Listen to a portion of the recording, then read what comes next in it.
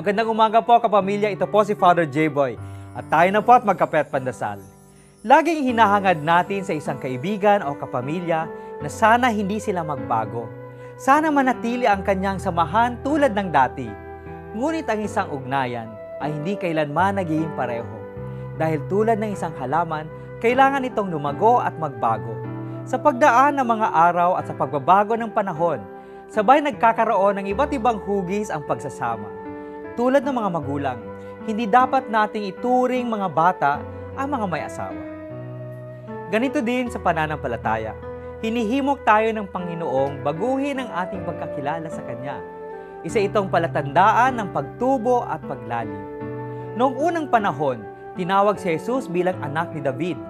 Naniniwala silang ang Mesiyas ang magliligtas sa kanila sa kamay ng mga Romano at itatayo muli ang kaharian ni Haring David. Tinawag din siyang Jesus bilang Lord na ginagamit lamang upang itukoy si Yahweh.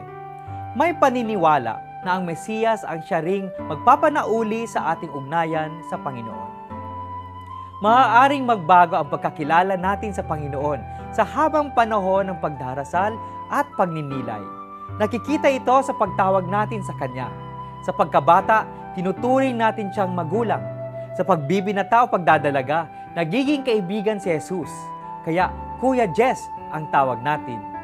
Nang dumating si Santino sa teleseryeng May Bukas Pa, nakaugaliang tawagin siyang bro dahil ang pagturing natin sa kanya ay bilang isang nakatatandang kapatid. Sa pagdarasal, ama natin siya. Manalangin po tayo na sana lumalago at lumalalim ang pagkakakilala natin sa Diyos. Magandang umaga po.